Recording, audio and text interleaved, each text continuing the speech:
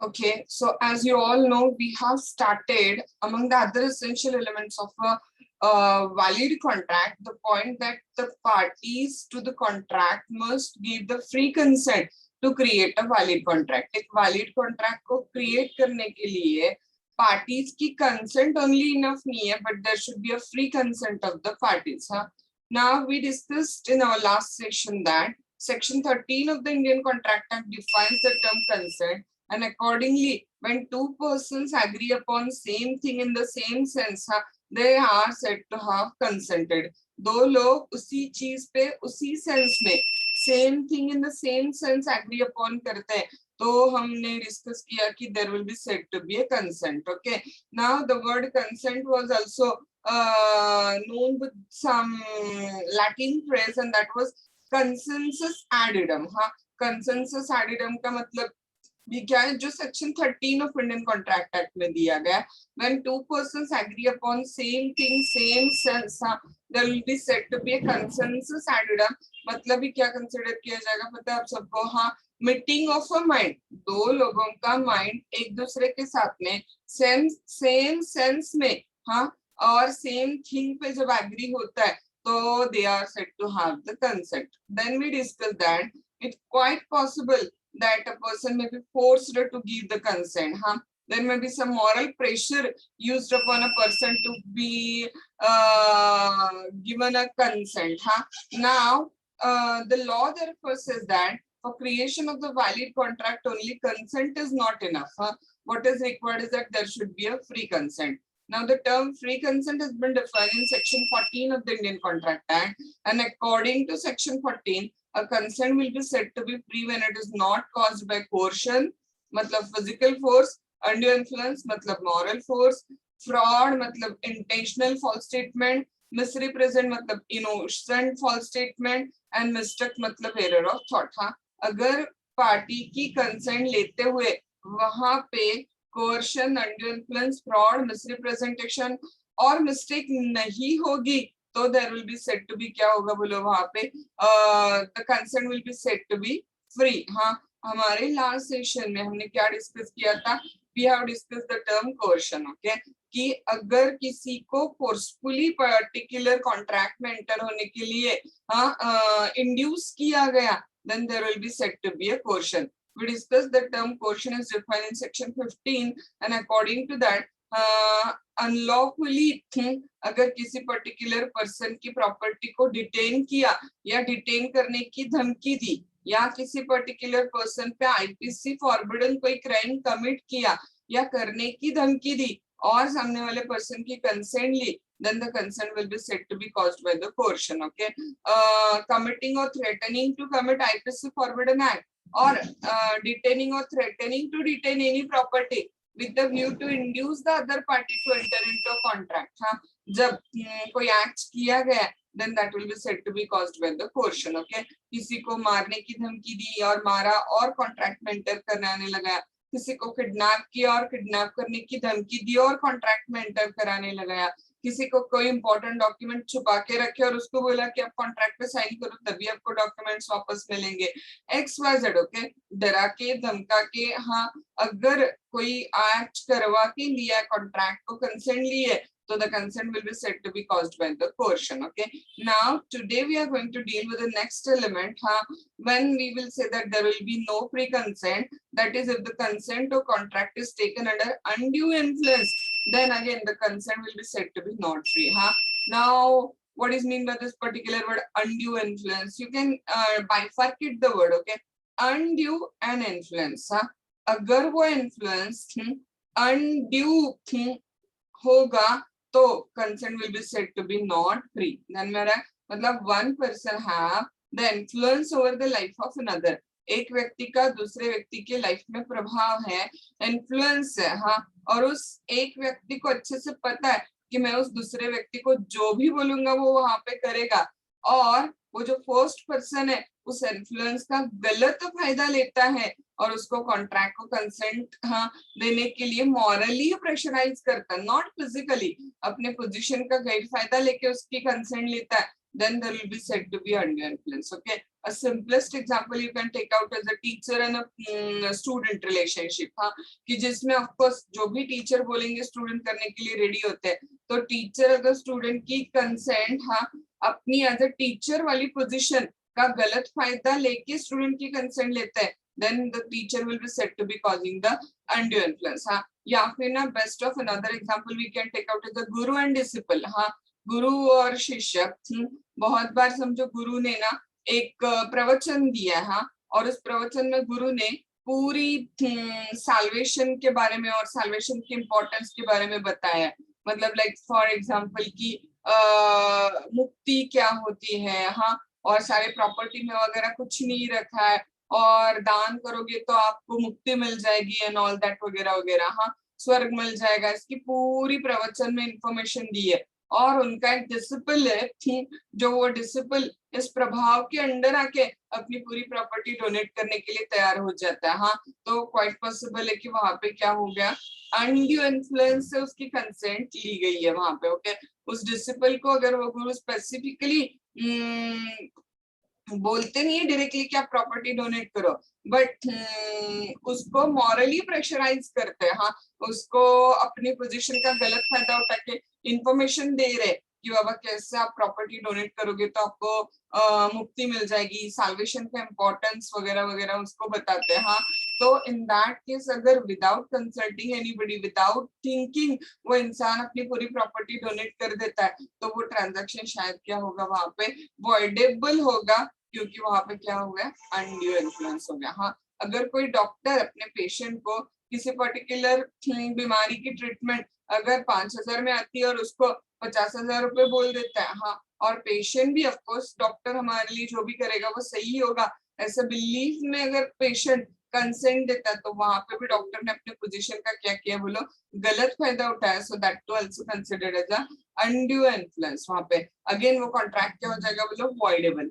ध्यान में लो, coercion, undue influence, fraud और मिसरिप्रेजेंटेशन है, तो कॉन्ट्रैक्ट क्या होना है वहां पे, the contract will become voidable.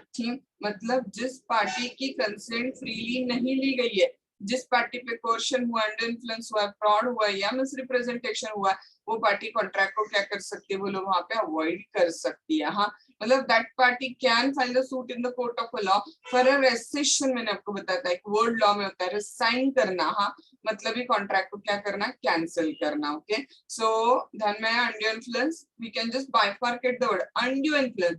एक व्यक्ति का दूसरे व्यक्ति के लाइफ में एक इन्फ्लुएंशियल पोजीशन है, और वो जो व्यक्ति है फर्स्ट वाला, वो कॉन्ट्रैक्ट दूसरे व्यक्ति को कराने लगाने के लिए उस पोजीशन का गलत फायदा उठाता है, अनड्यू इन्फ्लुएंस. हाँ, तो the contract will be said to be caused under the undue influence and the contract will become voidable contract.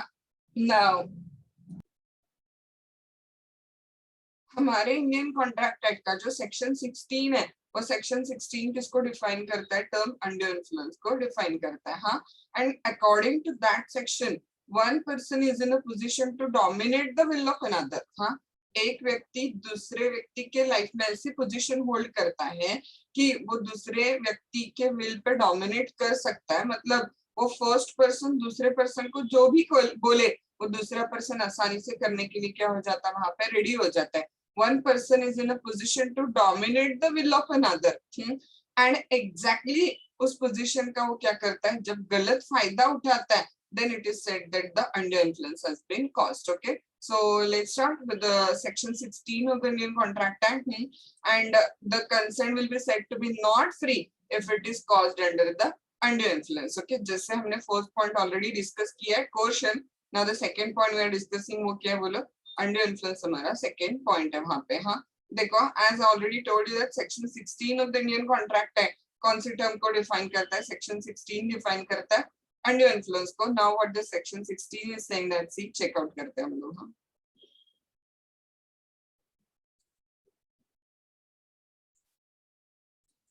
okay. According to section 16 of the Indian Contract Act, a contract is said to be induced by undue influence where the relations subsisting between the parties are such that one of the parties is in a position to dominate the will of other. हाँ, एक व्यक्ति दूसरे व्यक्ति के life में ऐसी position hold करता है कि वो दूसरे व्यक्ति की विल को डोमिनेट कर सकता है, and he uses that position to obtain an unfair advantage over the other, और exactly उस position का वो गलत फायदा उठाता है और उस दूसरे व्यक्ति का unfair advantage उठाता है. Okay, a contract is said to be caused by the undue influence when one person is in a position to dominate the will of another. दो लोगों के बीच का रिलेशनशिप ऐसा है कि एक व्यक्ति आसानी से दूसरे व्यक्ति को डोमिनेट कर सकता है. Okay, a contract is said to be caused by undue influence when the relation subsisting between the parties are such that one of the parties is in a position to dominate the will of the other and he uses the position to obtain an unfair advantage over the other. Okay, और वो exactly उस position का गलत फायदा उठाता है ताकि उसका अनफेयर एडवांटेज उठाया जा सके. ओके, अब कब बोल सकते हैं देखो हम लोग कि एक व्यक्ति दूसरे व्यक्ति की विल को डोमिनेट कर सकता है. ऐसे रिलेशनशिप कौन कौन से या ऐसे सिचुएशन कौन कौन से राइज हो सकते हैं देखो. हाँ, a person is deemed to be in a position to dominate the will of the other. हाँ, number one, when he hold a real or apparent authority over the other. जब एक व्यक्ति का दूसरे व्यक्ति के लाइफ में ऐसा पोजीशन है कि वो एक व्यक्ति दूसरे व्यक्ति को डोमिनेट करने के लिए अथॉरिटी होल्ड कर सकता है. Where he hold a real और apparent authority over the other. Okay, simplest example we can take out as a father and a son. Okay, generally father have the authority in the life of the son. Okay, so generally son will be ready to do whatever the father is saying. तो या फिर another रिश्ता हम लोग यहाँ पे as an example देख सकते हैं. कौन सा होगा बोलो? Master and servant. जो भी मास्टर बोलेगा वो करने के लिए कौन रेडी हो जाएगा? वहां पे सर्वेंट रेडी हो जाएगा. हाँ, सो when the person is said to be in a position to dominate the will of other, ध्यान में रहे, where he hold a real or apparent authority over the other. Number 2 देखो, उन दोनों के बीच का रिश्ता विश्वास का नाता है. ओके, हाँ, एंड उस विश्वास की वजह से एक व्यक्ति जो भी बोलेगा वो करने के लिए दूसरा व्यक्ति वहां पे क्या हो जाएगा? रेडी हो जाएगा. हाँ, where he stands in a fiduciary relationship to the other. एक व्यक्ति दूसरे व्यक्ति के लाइफ में कौन सा रिलेशनशिप है? वहां पे fiduciary relationship. Now this word fiduciary stands for a relationship of a trust and a faith. विश्वास का नाता. Okay, now for this as an example we can take a doctor and patient. They have a relationship of a faith with each other, right? So patient का generally doctor पे विश्वास होता है ना, तो इसलिए पेशेंट बिलीव करता है कि डॉक्टर जो भी बोलेगा वो हमारे लिए अच्छा ही होगा और इसलिए पेशेंट क्या करता है? वहां पे कंसेंट देता है. तो अगर डॉक्टर ने उस विश्वास का गलत फायदा उठाया है तो the consent will be said to be caused by the undue influence. हाँ, then we can take out an example as a solicitor and a client. हाँ, एडवोकेट और क्लाइंट के बीच में भी अराउंड वैसा ही रिश्ता होता है. Client believes कि whatever advocate will do, solicitor मतलब भी suppose type of advocate. हाँ, तो whatever an advocate will do, he will do for our best. हाँ, so patient जैसे डॉक्टर पे बिलीव करता है वैसे ही क्लाइंट किस पे बिलीव करता है? बोलो, एडवोकेट पे, सॉलिसिटर पे बिलीव करता है. तो वो भी रिश्ता कौन सा रिश्ता? फिड्यूशियरी रिलेशनशिप का रिश्ता. Okay, so when one person is said to in a position to dominate the will of other, ध्यान में गया. नंबर 1, उस एक व्यक्ति की दूसरे व्यक्ति के ऊपर अथॉरिटी है. Number 2, when one person stands in a fiduciary relationship to the other. हाँ, नंबर 3 देखो क्या गया? वो व्यक्ति किसी वजह से उसकी मेंटल कैपेसिटी दूसरे व्यक्ति की because of the age or because of the illness or because of any bodily or mental stress, किसी भी illness या stress की वजह से क्या हो गया? देखो, उस व्यक्ति की जो टेम्पररीली मेंटल कैपेसिटी है वो डिस्टर्ब है, तो इसकी वजह से वो दूसरे का आसानी से सुन लेगा. हाँ, when he makes a contract with a person whose mental capacity is temporarily or permanently affected by reason of the age, illness or mental or bodily distress. हाँ, for example इसका क्या ले सकते हैं लोग? कोई old illiterate person है, कोई ओल्ड एज पर्सन है. ओके, ऊपर से वो इलिटरेट भी है, तो ऑफ कोर्स जो लिटरेट पर्सन है उसके ऊपर उसका विश्वास है, तो वो जो भी बोलेगा उसके लिए वो आसानी से क्या हो जाएगा? वहां पे शायद रेडी हो जाएगा. हाँ, देखो एग्जांपल क्या गया? A having advanced money to his son B during the minority and upon B's coming of the age obtained by misuse of the parental influence a bond from the B for a greater amount than the sum due in respect of the advance. हाँ, A employs the undue influence. हाँ, धन मेरा A कौन है वहां पे? एक father है, और उन्होंने क्या किया था, अपने एक सन को, माइनर था तब, कुछ लोन एडवांस किया था। हाँ, नाउ जब वो सन मेजर होता है तो मेजर होने के बाद में उस सन से वो क्या करता है, पेरेंटल इन्फ्लुएंस का यूज करके एक बॉन्ड पे साइन लेते।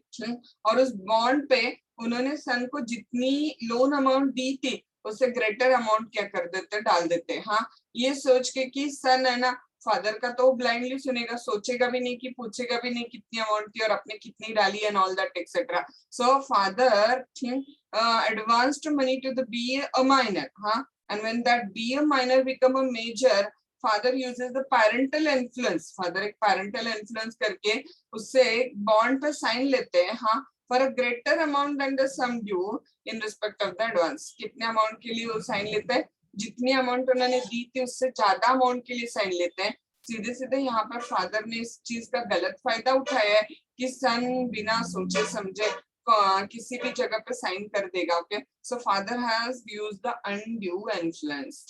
और मैं जस्ट आपके नॉलेज के लिए चीज बताती हूँ, ऐसे भी माइनॉरिटी में किए गए कॉन्ट्रैक्ट को आप मेजॉरिटी में आने के बाद में रेटिफिकेशन भी देते हो तो भी वो रेटिफिकेशन वैलिड नहीं होता है। बट यहाँ पे रीजन वो नहीं लेना, यहाँ पर रीजन लेना है कि फादर ने सन पे अनड्यू इन्फ्लुएंस यूज करके, हाँ, जितनी अमाउंट एडवांस दी थी उससे ग्रेटर अमाउंट के लिए साइन ली है, इसलिए अनड्यू इन्फ्लुएंस की वजह से कॉन्ट्रैक्ट वर्डेबल हो जाता है। हाँ, बट एक्स्ट्रा नॉलेज के लिए याद रखो कि ऐसे भी मेजोरिटी में जब वो कॉन्ट्रैक्ट रेटिफाई किया जाता है, जो माइनॉरिटी में बनाया गया है वो कॉन्ट्रैक्ट ऐसे भी वैलिड नहीं हो सकता। ओके, नाउ दूसरा एग्जांपल देखो क्या गया, a man enfeebled by the disease or age। हाँ, एक पर्टिकुलर पर्सन है कॉल्ड एज ए, हाँ, वो उसकी जो मेंटल कैपेसिटी है वो थोड़ी डिस्टर्ब्ड है, पागल नहीं है, मेंटल कैपेसिटी थोड़ी सी डिस्टर्ब्ड है बिकॉज ऑफ द डिसीज या एज, किसी बीमारी की वजह से वगैरह। हाँ, is induced by the B's influence over him as his medical attendant. हाँ,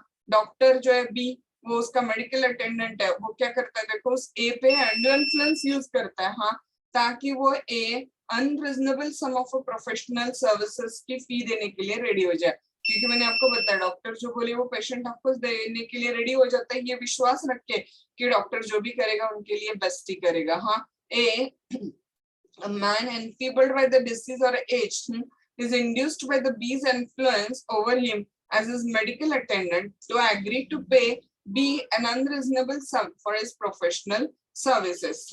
Now B employs the undue influence. सीधे सीधे B या medical attendant ने यहाँ पे क्या यूज किया, बोलो, undue influence यूज किया गया। हाँ, A being in a debt to B the money lender of his village, हाँ, contract a fresh loan on the term which appear to be unconsignable. Huh?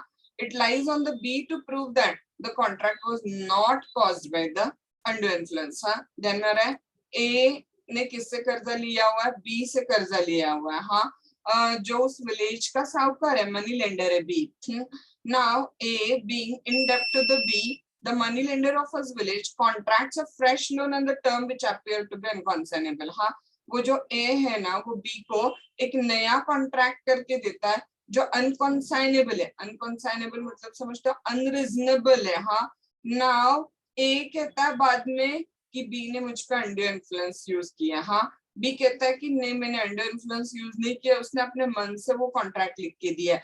Now it is on the B to prove that the contract was not caused by under influence. हाँ, B money lender को prove करना पड़ेगा कि मैंने कोई under influence use नहीं किया है, उसने अपनी फ्री विल से मुझे जो भी लिख के दिया वो वहां पे सेकेंड फ्रेश कॉन्ट्रैक्ट लिख के दिया हुआ है वहां पे। हाँ, देखो, A applies to a banker for a loan at a time when there is a stringency in the money market. समझ के लो, ए ने एक बैंक में लोन के लिए अप्लाई किया। कब लोन के लिए अप्लाई किया, बोलो, जब मार्केट में ना मनी का जो रेट था वो बहुत हाई था, इंटरेस्ट हाई था, पैसे की कमी थी मार्केट में। आपको पता है मनी अगर मार्केट में कम होगा तो ऑटोमेटिकली इंटरेस्ट रेट क्या हो जाता है, वहां पर बढ़ जाता है। हाँ, the banker declined to make the loan except at unusually high rate of interest. देखो, नॉर्मल में बैंक वो हाई रेट ऑफ इंटरेस्ट नहीं लेते, लेकिन अब पैसा ही नहीं है ना मार्केट में, तो बैंक को वैसे उठाना पड़ेगा, तो बैंक भी ए को लोन देने के लिए रेडी होती है only on the high rate of the interest. हाँ, now A accept the loan, A वो लोन एक्सेप्ट कर लेता है। हाँ, एंड बाद में बोलता है कि ये अंडर इन्फ्लुएंस बैंक ने मुझ पे यूज किया और मुझसे अनकॉन्साइनेबल टर्म्स पे साइन करके लिया वगैरह। बट कोर्ट बोलता है कि नहीं, दिस ट्रांजैक्शन, हाँ, in the ordinary course of business ही हुआ है and the contract is not caused by undue influence. ऊपर के एग्जांपल में देखो without any reason वो मनी लेंडर अनकंसाइनेबल टर्म्स लगाता है, लेकिन यहाँ पे सिचुएशन ही ऐसी है कि मार्केट में मनी की स्ट्रिंजेंसी है, इसकी वजह से बैंक को ऑप्शन नहीं है, बैंक यूजुअल रेट से हाई रेट पे इंटरेस्ट लेके बैंक क्या कर रही है, उस ए को लोन दे रही है, तो यहाँ पे undue इन्फ्लुएंस होने का कोई सवाल नहीं आता है। लेकिन ऊपर के एग्जांपल में मनी लेंडर क्या करता है, वहां पे फ्रेश कॉन्ट्रैक्ट पे जो टर्म्स बनाता है वो कैसे होता है, अनकंसाइनेबल होता है, मतलब अनरीजनेबल होते हैं, इसीलिए ये contract was said to be caused by the undue influence. हाँ, लेकिन undue इन्फ्लुएंस अगर उस मनी लेंडर ने यूज नहीं किया है तो उसको प्रूव करना पड़ेगा, B a money lender has to prove that the contract was not caused by the undue influence. ध्यान में रहे, एक व्यक्ति दूसरे व्यक्ति के लाइफ में ऐसी पोजीशन होल्ड करता है कि जिसकी वजह से वो उसकी विल पे ऊपर आसानी से डोमिनेट कर सकता है। हाँ, तो then he will be said to be causing undue influence. हाँ, the relationship between the person is such that one person is in a position to dominate the will of other and actually he take undue advantage of that particular influence. हाँ, then it is said that the undue influence has been caused. Okay, so undue influence proof करने के लिए कुछ essential elements को court में proof करना जरूरी है, इसलिए on analysis of section 16 the next point we are getting is the essential ingredients under the provision. हाँ, now what are that essential ingredients? See one by one. A person can be influenced by the other when a near relationship between the two exists. देखो रास्ते से कोई एक इंसान जा रहा है और मैंने उसको रोका और बोला कि आपका 500 रुपए का घड़ी मुझे 5 रुपए में दे दो। हाँ, तो उसका और मेरा कोई रिश्ता है क्या वहां पे? वो मेरी बात क्यों सुनेगा ना, मेरा उसके ऊपर undue इन्फ्लुएंस क्यों कॉज होगा? मेरा undue इन्फ्लुएंस किस पे हो सकता है बोलो? जिसके साथ मेरा कोई रिश्ता है उसी के ऊपर मेरा undue इन्फ्लुएंस हो सकता है। ओके, ऐसे ही किसी राह चलते को मैंने बुलाया और मेरा undue इन्फ्लुएंस उस पे कॉज होगा, ऐसे पॉसिबल है क्या वहां पे? तो नहीं है, इट्स नॉट पॉसिबल। हाँ, नाउ द नेक्स्ट पॉइंट, तो इसलिए नेक्स्ट पॉइंट के पहले फर्स्ट पॉइंट क्या है ध्यान में आप सबको? The relationship between the person, उन लोगों के बीच का जो रिश्ता है वो रिश्ता कुछ ऐसा है कि one person is in a position to dominate the will of the other. हाँ, एक आसानी से दूसरे के विल को क्या कर सकता है, वहां पे डोमिनेट कर सकता है, ऐसा पोजीशन वहां पे है। नाउ फर्दर मोर देखो, तो वो रिलेशनशिप बहुत मैटर करता है, रिलेशनशिप अगर होगा तो ही undue इन्फ्लुएंस कॉज हो सकता है। हाँ, undue इन्फ्लुएंस ऐसे ही रास्ते से चलते हुए किसी के ऊपर undue इन्फ्लुएंस कॉज नहीं हो सकता। नाउ वो रिलेशनशिप है, ये हमारा फर्स्ट पॉइंट हो गया। A person can be influenced by the other when a near relationship between the two exists. हाँ, अब वो रिलेशनशिप ऐसा होना चाहिए कि one can easily dominate the will of other. एक आसानी से दूसरे की विल को क्या कर सकता है, डोमिनेट कर सकता है, ऐसा रिलेशनशिप वहां पे होना चाहिए।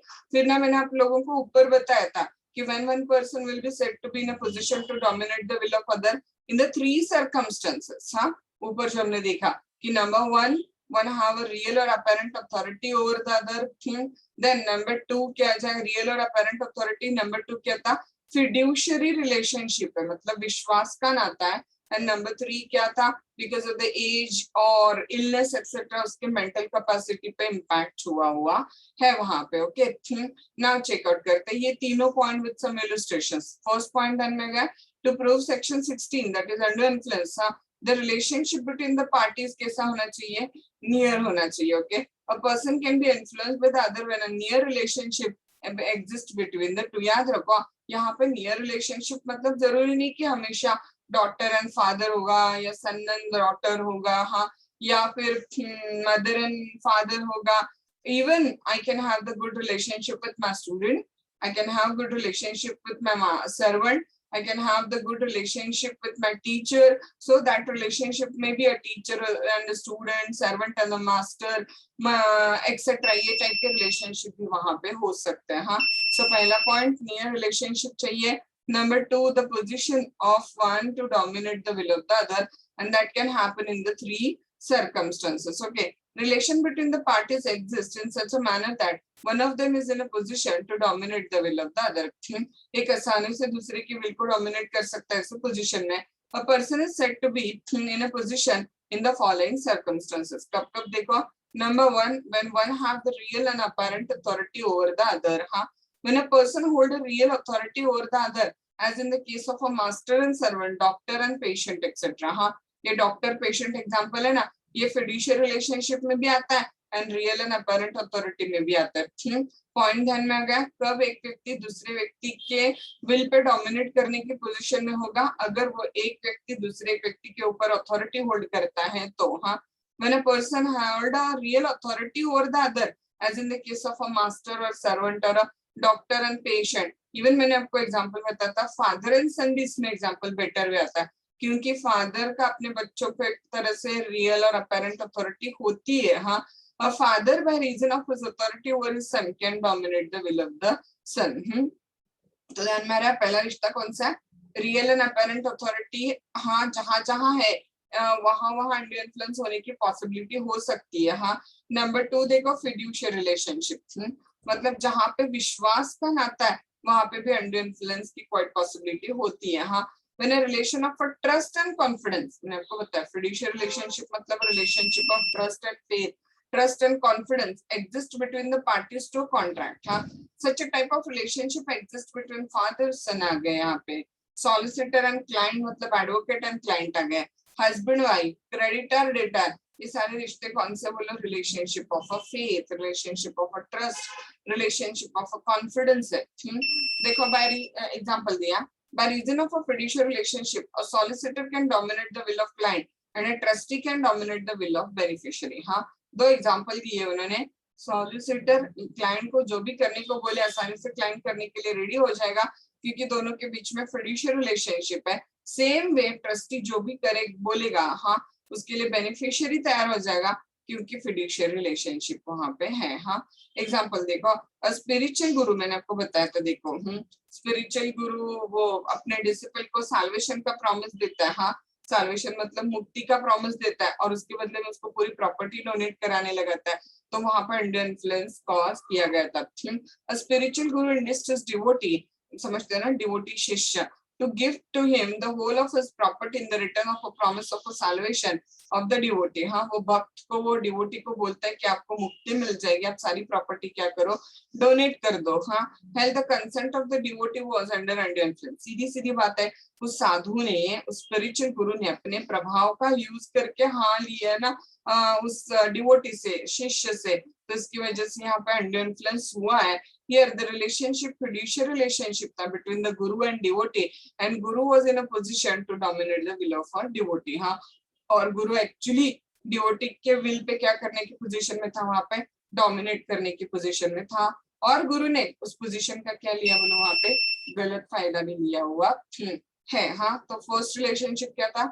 जब एक व्यक्ति का दूसरे व्यक्ति के ऊपर रियल एंड अपरेंट अथॉरिटी है। दूसरा पॉइंट, व्हेन अनड्यू इन्फ्लुएंस की पॉसिबिलिटी आ जाती है, when one person is said to be in a position to dominate the will of other, जब उनके बीच का जो रिश्ता है वो फिड्यूशियरी रिलेशनशिप का रिश्ता है।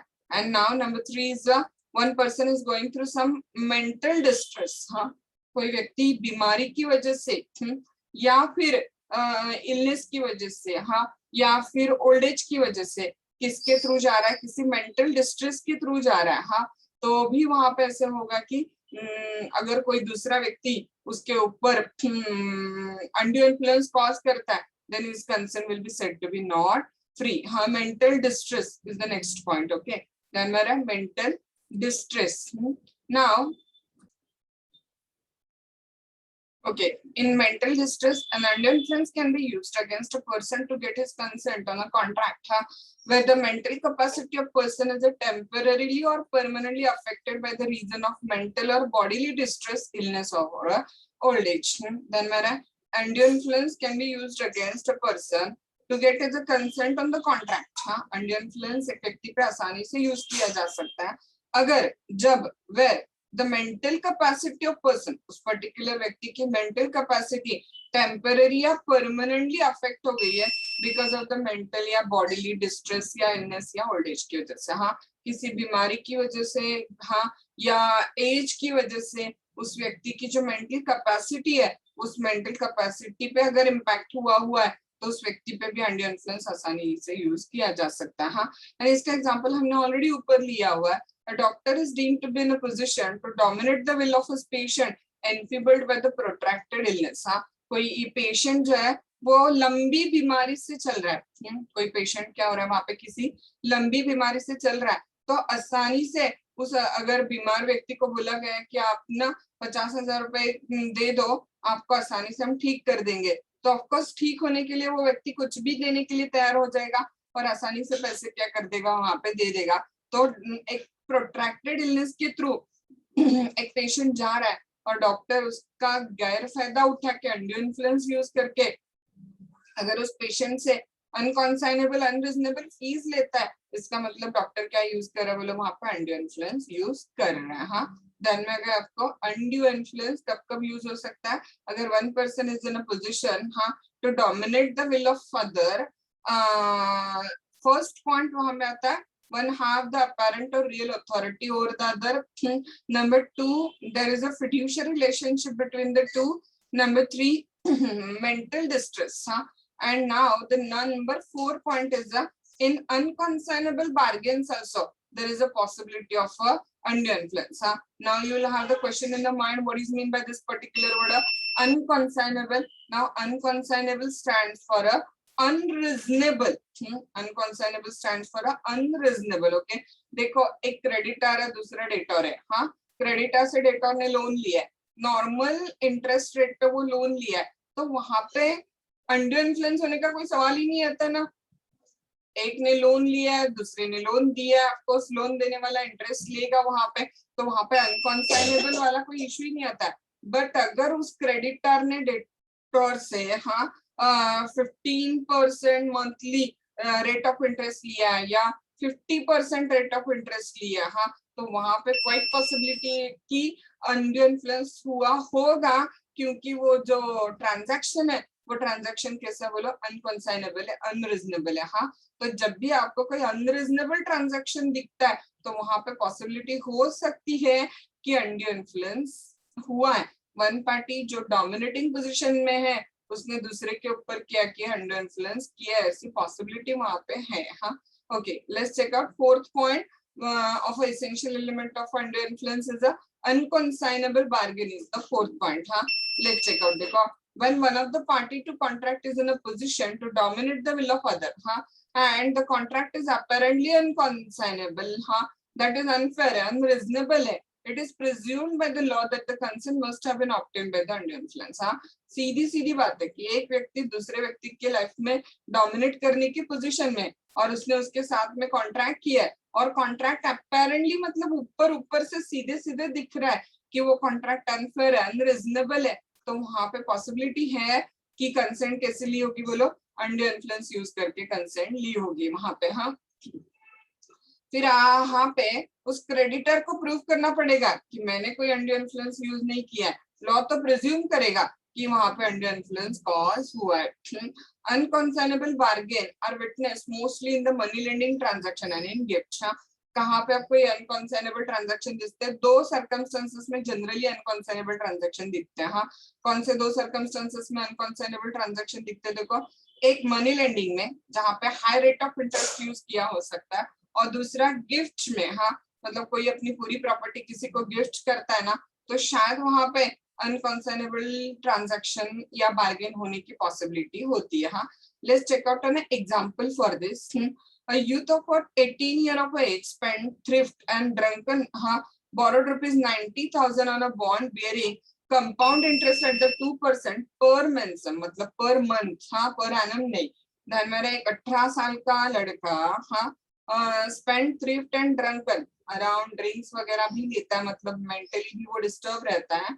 Borrowed 90,000 rupees on a bond, उसने एक बॉन्ड लिख के दिया और 90,000 रुपए उधार लिए, bearing compound interest at the 2% per month. Compound rate of interest कितना देखो, 2% पर मंथ, मतलब पर मंथ 2%, मतलब ईयरली रेट ऑफ इंटरेस्ट होगा 24%। हाँ, it was held by the court that the transaction is unconscionable. सीधी सीधी है ना बात, यहाँ पे 24% इंटरेस्ट, 2% पर मंथ वाला इंटरेस्ट रेट लगा है, इसका मतलब ये ट्रांजैक्शन सीधे सीधे कैसा बोलो, अनकॉन्साइनेबल है।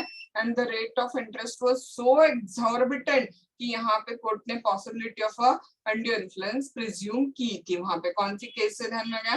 कृपाराम वर्सेस सामी उद्दीन खान की केस है। कृपाराम वर्सेस सामीउद्दीन खान, जिसमें आपको ध्यान में 18 साल के लड़के ने 90,000 रुपीज बोरो किए थे with 2% per month compound rate of interest, जो कोर्ट ने हेल्ड किया कि अनकंसाइनेबल है, बहुत ज्यादा हाई रेट ऑफ इंटरेस्ट है यहाँ पे, सो इसकी वजह से अंडर इन्फ्लुएंस यहाँ पे कोर्ट ने क्या किया था, प्रिज्यूम किया हुआ था। ध्यान में गया।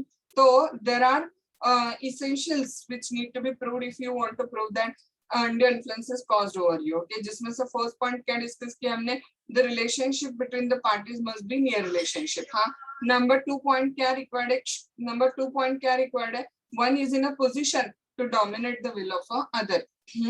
फिर कौन कौन से circumstances में one will be in a position to dominate the will of other, number 1 real and apparent authority, number 2 दोनों के बीच का रिलेशनशिप फिड्यूशियल रिलेशनशिप है, number 3 one is going through some mental distress because of the mental और bodily distress, या because of illness, या because of old age, and number 4 जो transaction उनके बीच में हुआ है वो अनरीजनेबल है।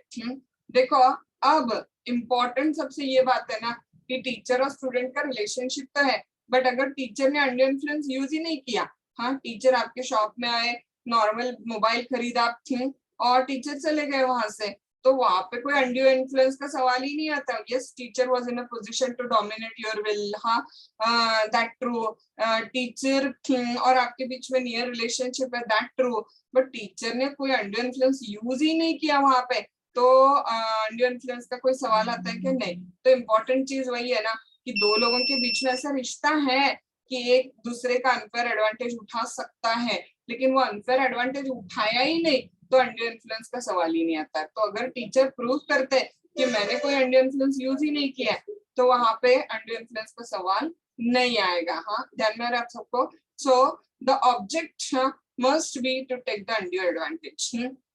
कब हम बोल सकते कि अंडर इन्फ्लुएंस हुआ है, कि तब जब एक्चुअली उस पार्टी का इंटेंशन वही था कि वो अंडर इन्फ्लुएंस यूज करना चाहता था, अंडू एडवांटेज लेना चाहता था।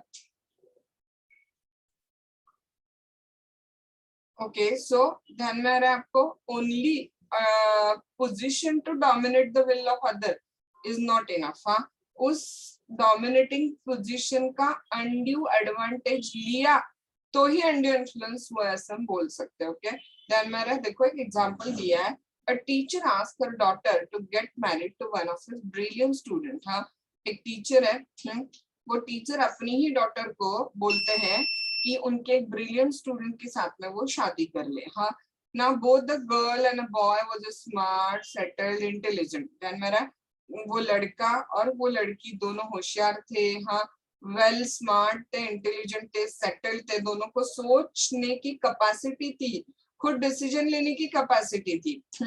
Here teacher had a relation which can have the influence over both of them। हाँ, यहाँ पे teacher of course was in a relationship की वो स्टूडेंट पे अपना इन्फ्लुएंस यूज करके उस ब्रिलियंट बॉय को, उनके स्टूडेंट को बोल सकते थे कि उनके गर्ल के साथ में वो शादी कर ले, but teacher did not take any undue advantage. Okay, बस उन्होंने सजेशन दे दिया। हाँ, but as no undue advantage of such influence was taken, such a contract of the marriage was said to be by free consent। but teacher ने इस particular fact का कि वो लड़का, वो जो स्मार्ट इंटेलिजेंट लड़का था वो उनका स्टूडेंट था, इसका कोई गैर फायदा नहीं उठाया, कोई अनड्यू एडवांटेज नहीं उठाया। और क्या किया नहीं है, वहां पे कोई प्रेशराइज नहीं किया है शादी करने के लिए, उस लड़के ने और लड़की ने खुद सोच समझ के डिसीजन लिया कि they want to marry with each other, so the consent of the both for a contract of marriage was said to be free and not caused by any kind of undue influence। Okay, so relationship of parties must be near। number 2, one must be in a position to dominate the will of other। number 3, he must have taken a undue advantage of that particular position। Okay, now question mark है कि अगर कोई contract हो जाता है, हाँ, और उसमें अनड्यू इन्फ्लुएंस हुआ है, ऐसा ब्लेम वहां पे लगाया है, तो किसको प्रूव करना पड़ेगा कि अनड्यू इन्फ्लुएंस था या नहीं था एक्सेट्रा। मतलब जो बोल रहा है कि मुझ पर अनड्यू इन्फ्लुएंस हुआ है उसको प्रूव करना पड़ेगा, या जो बोल रहा है कि मैंने कोई अनड्यू इन्फ्लुएंस यूज ही नहीं किया उसको प्रूव करना पड़ेगा। मतलब ध्यान में आ रहा है, प्लेंटिफ को प्रूव करना पड़ेगा कि मुझ पर अनड्यू इन्फ्लुएंस हुआ है, या डिपेंडेंट को प्रूव करना पड़ेगा कि मैंने कोई अनड्यू इन्फ्लुएंस नहीं किया है। That is point number 4 we are going to discuss। Okay, The burden of proving the absence of the use of the dominant position to obtain the unfair advantage will lie on the party who is in a position to dominate the will of the other. Burden of proof कि मैंने कोई undue advantage नहीं लिया है, मैंने मेरे dominating position का कोई गलत फायदा नहीं उठाया है, ये किसके ऊपर होगा बोलो? जो पार्टी डोमिनेटिंग पोजीशन में है उसको प्रूफ करना पड़ेगा. मतलब अगर हम ऊपर के एग्जांपल की बात करें तो उस स्पिरिचुअल गुरु को प्रूव करना पड़ेगा कि डिवोटी ने जो प्रॉपर्टी गिफ्ट की है वो उसने अपनी इच्छा से की है, हमने उसके ऊपर कोई अनड्यू एडवांटेज उठाया नहीं है, कोई अनड्यू इन्फ्लुएंस कॉज किया नहीं है, हमने उसका कोई अनफेयर एडवांटेज नहीं उठाया है. ये किसको प्रूव करना पड़ेगा? उस गुरु को प्रूव करना पड़ेगा. हाँ, उस टीचर को प्रूव करना पड़ेगा कि मैंने कोई अनड्यू इन्फ्लुएंस यूज नहीं किया. तो जनरली बर्डन ऑफ प्रूफ किसके ऊपर होता है बोलो? The person, the party who is in a position to dominate the will of other. हाँ, उसके ऊपर क्या रहेगा बोलो? बर्डन ऑफ अ प्रूफ वहां पे रहेगा. आयरन में so the 4.1 need to prove in case of undue influence. Number 1, अगर मैं कहती हूँ कि कॉन्ट्रैक्ट के लिए मेरी कंसेंट फ्री नहीं थी, मेरे ऊपर अनड्यू इन्फ्लुएंस यूज किया गया, तो मुझे कोर्ट में 4 चीजें बतानी पड़ेगी. Number 1, the relationship between the parties must be near so that one is in a position to dominate the will of other. Number 2, the one must be in a position to dominate the will of other. हाँ, one person will be said to be in position to dominate the will of other. कब देखो? Number 1, अगर one have a real or apparent authority over other. Number 2, when they have the fiduciary relationship. Number 3, when one is under mental distress because of the illness, old age, or mental capacity, etc. हाँ. And number 4, burden of a proof. ये 4 essentials हमने क्या किए? Discuss किए. Okay. Now the next point we are going to discuss is the power to set aside contract induced by the undue influence. हाँ, मतलब ना, जैसे हमने ऑलरेडी ऊपर डिस्कस किया हुआ है कि कोर्शन अगर कॉज होता है तो कॉन्ट्रैक्ट क्या हो जाएगा बोलो? वॉइडेबल. वैसे ही अगर अनड्यू इन्फ्लुएंस होता है तो भी कॉन्ट्रैक्ट क्या होना है बोलो? वॉइडेबल ही होना है. अनड्यू इन्फ्लुएंस होगा तो भी कॉन्ट्रैक्ट क्या होगा बोलो? वॉइडेबल ही होगा. तो अनड्यू इन्फ्लुएंस का जो इफेक्ट है, फ्रॉड, कोर्शन और मिसरिप्रेजेंटेशन, तीनों का इफेक्ट दिया है सेक्शन 19 में, लेकिन अनड्यू इन्फ्लुएंस के लिए अलग से सेक्शन निकाला हुआ है, बनाया हुआ है. अनड्यू इन्फ्लुएंस का इफेक्ट कौन से सेक्शन में दिया बोलो? Section 19A. हाँ, ए कैपिटल है, याद रखना वहां पे. हाँ, when the consent to an agreement is caused by the undue influence, the agreement is a contract voidable at the option of a party whose consent was so caused. हाँ, simple सी बात है कि जिस पार्टी की consent under undue influence ली गई है, उस party के ऑप्शन से वो कॉन्ट्रैक्ट क्या हो जाएगा बोलो? वॉइडेबल हो जाएगा. मतलब वो जो डिवोटी है वो गिफ्ट का जो कॉन्ट्रैक्ट उसने किया है वो कैंसिल करने के लिए कोर्ट में अप्लाई कर सकता है, बोल के कि गुरु ने मुझ पे क्या कॉज किया? वहां पे अनड्यू इन्फ्लुएंस कॉज किया. हाँ, वो स्टूडेंट, हाँ, टीचर ने मुझ पे अनड्यू इन्फ्लुएंस यूज किया, ये बोल के अनड्यू इन्फ्लुएंस के अंडर कॉन्ट्रैक्ट को सेट असाइड करने के लिए अप्लाई कर सकता है. Okay, so what will be the nature of the contract? If the contract is caused by the undue influence, it will become voidable at the option of a party over whom the undue influence was used. When the consent to an agreement is caused by undue influence, the agreement is a contract voidable at the option of a party whose consent was so caused. Any such a contract may be set aside either absolutely or if the party was entitled to avoid it has received any benefit thereunder upon such a terms and conditions as the court may seem just. वो contract क्या किया जा सकता है? देखो, या तो absolutely set aside किया जा सकता है on the ground of undue influence, या फिर कोर्ट को जो सही लगे, if the party who was entitled to avoid it has any such a contract may set aside either absolutely or if the party who was entitled to avoid it has received any benefit thereunder it upon such a term and condition as the court may seem just. ध्यान में रह के देखो, अगर normal situation है तो वो contract on the ground of undue influence पूरा का पूरा क्या कर सकते हैं? हम लोग सेट असाइड कर सकते हैं, या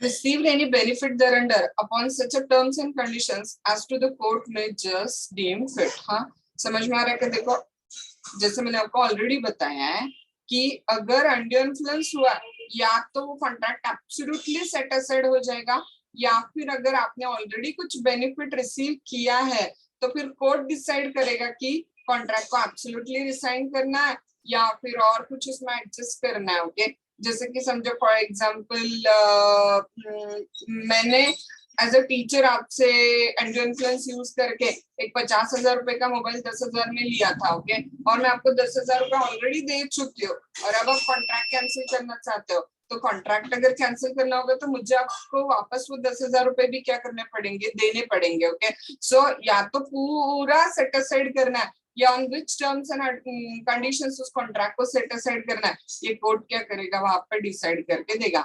हाँ, तो इन अ वे अंडर इन्फ्लुएंस का भी इफेक्ट क्या होता है, कॉन्ट्रैक्ट वॉइडेबल हो जाता है। जिस पार्टी की कंसेंट अंडर इन्फ्लुएंस से ली थी उसके ऑप्शन से कॉन्ट्रैक्ट क्या हो जाएगा, वॉइडेबल हो जाएगा। हाँ, now example देखो, a money lender advances rupees 1 lakh to the B an agriculturalist। Okay, किसान को एक मनी लेंडर 1 लाख रुपए उधार देता है and by undue influence induces B to execute a bond of rupees 2 lakh with the interest of 6% per month। हाँ, लेकिन उससे बॉन्ड कितने रुपए का लिख के लेता है, 2 लाख रुपए का, और इंटरेस्ट रेट भी कितना लिख के लेता है, 6% पर मंथ। हाँ, आपको पता है ये बहुत ज्यादा exorbitant rate of interest है। हाँ, the court may set aside the bond ordering B to pay rupees 1 lakh with such an interest as it may seem just। okay, court उस बॉन्ड को कैंसिल करवा के दे सकता है और बी को ऑर्डर करेगा कि रिजनेबल रेट ऑफ इंटरेस्ट पे जो कोर्ट डिसाइड करके देगा वो 1 लाख रुपए की अमाउंट क्या करे, उसको वापस दे दे ए को। हाँ, so simple. Now another example has been given जो मैंने आपको ऑलरेडी दिया है। A student was induced by his teacher to sell his brand new car to the latter at a less than purchase price to secure more marks in the examination। Student को teacher ने induce किया, उसकी brand new car student को induce किस चीज के लिए किया, टीचर को बेचने के लिए, किस अमाउंट पे, less than purchase price on point की वो उसको एग्जामिनेशन में टीचर स्टूडेंट को मार्क्स ज्यादा दे देगा। Accordingly, of course, टीचर को कार स्टोल कर देता है वो student. However, the father of the student persuaded him to sue the teacher। लेकिन फादर परस्यूड करते कि नहीं, ऐसे तो कल उठा के कोई भी आएगा और हमें ऐसे फोर्स करेगा कि आप कोई पर्टिकुलर कॉन्ट्रैक्ट हमारे साथ करो, हमें ऐसे नहीं डरना है वगैरह वगैरह। तो फादर सन को परस्यूड करते, उसको कन्विंस करते कि हमें ये कॉन्ट्रैक्ट कैंसिल कराना है। तो क्या वो कॉन्ट्रैक्ट कैंसिल करने के लिए अप्लाई कर सकता है, ऑन कौन से ग्राउंड पे, so on what ground the student can sue the teacher. Of course student पे टीचर ने क्या कॉज किया वहां पे, undue influence। Okay, so student can file the suit on the ground of undue influence, right? So the student, yes, can sue his teacher on the ground of undue influence under the provision of Indian Contract Act 1872। A contract brought as a result of the coercion, undue influence, fraud, misrepresentation would become voidable at the option of a party whose consent was so caused। okay, आपको result पता है, जिस भी contract में party की consent, coercion, under influence, fraud या misrepresentation से लिए, तो जिस पार्टी की कंसेंट फ्री नहीं है उसके ऑप्शन से कॉन्ट्रैक्ट वॉइडेबल हो जाएगा। So student can sue the teacher to resign this contract on the ground of the undue influence which is caused by the teacher on the student। okay, ध्यान में आ गया। So undue influence is the second element discussed under section 16 of the Indian Contract Act। अगर T2 contract की consent undue influence से लिए तो contract voidable होता है और उस ग्राउंड पे contract resign, cancel, set aside करने के लिए अप्लाई किया जा सकता है। हाँ, the relationship between the parties must be near. one person must be in a position to dominate the will of other। Number 3, that person who is in a dominating position has taken undue advantage over the other। अगर ये points prove हो जाते हैं तो उस ground पे undue influence हुआ है, इस बेसिस पे कॉन्ट्रैक्ट सेट असाइड करने के लिए आप अप्लाई कर सकते हो। Okay, so in this session we have finished out the point of undue influence. Now in the next session हम लोग क्या करेंगे, फ्रॉड और मिसरिप्रेजेंटेशन दोनों को खत्म कर देंगे और उसके नेक्स्ट सेक्शन में फिर मिस्टेक थोड़ा बड़ा है, हम मिस्टेक को क्या करेंगे, खत्म कर देंगे वहां पे। ओके।